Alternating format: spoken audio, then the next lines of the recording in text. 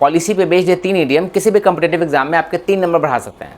पहला इडियम है dog in the manger policy, दूसरा फेबियन पॉलिसी और तीसरा carat and stick policy. Manager का मतलब होता है नांद, है ना, या चरनी जिसको कहते हैं, जिसमें गाय, भैंस, बैल, है ना, इनको हम चारा डालते हैं, उसे कहते हैं मैंजर। अब ये कहानी ईसॉप्स के फेबल से आई है। ईसॉप्स के फेबल जिसमें आपने उनकी और कहानियाँ हैं, जैसे खरगोश और कछुए की कहानी, है ना, चालाक लोमड़ी की कहानी। अब इस कहानी में क्या होता है कि एक डॉग एक नाद में आके बैठ जाता है, जो गाय का चारा देने वाला उसका जो बर्तन है, उसका जो पात्र है, उसमें आके बैठ गया जिसमें भूसा डाला हुआ है ना। अब डॉग ना तो उस भूसे को खाएगा, ना उस घास को खाएगा, ना उस गाय, भैंस, बकरी जो भी है उसको भी नहीं खाने देगा, ठीक है। तो ना खुद खाएगा ना उसको खाने देगा। ऐसी पॉलिसी को कहते हैं a dog in the manger policy.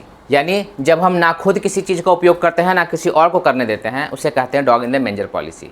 जैसे ही followed a dog in the manger policy by keeping the room locked instead of letting others use it, है ना। न खुद यूज कर रहा है ना दूसरों को यूज कर देने दे रहा है, इसे कहते हैं dog in the manger policy.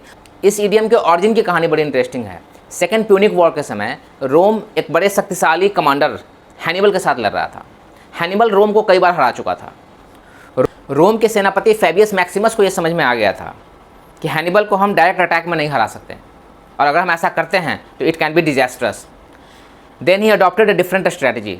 उसने हैनिबल पे डायरेक्ट अटैक करना बंद किया, मेजर अटैक करना बंद किया और छोटे छोटे अटैक करने शुरू किया। उसकी सप्लाई को कट करना शुरू किया, उसको कमज़ोर करना शुरू किया, और धीरे धीरे उसको पेशेंटली वेट करते हुए जब धीरे धीरे उसके दुश्मन कमज़ोर होने लगे तब उस पर विजय प्राप्त किया। फेबियस मैक्सिमस की इस पॉलिसी ने रोम को बचा लिया, और यहाँ से ऑरिजिन हुआ। फेबियस से वो नाम आया फेबियन पॉलिसी, मतलब धीरे धीरे इंतजार करते हुए पेशेंस के साथ अपने लक्ष्य तक पहुँचना, इसे कहते हैं फेबियन पॉलिसी।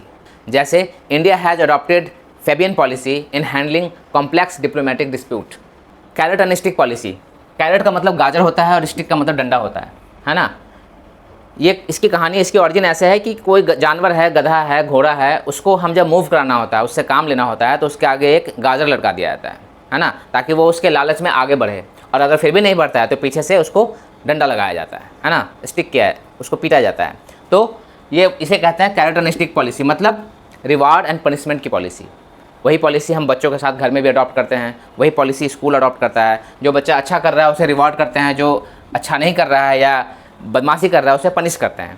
जैसे सरकार टाइम पे टैक्स देने वालों को छूट देती है और लेट करने वालों पे पेनल्टी लगाती है ना, इसे कहते हैं कैरेट एंड स्टिक पॉलिसी।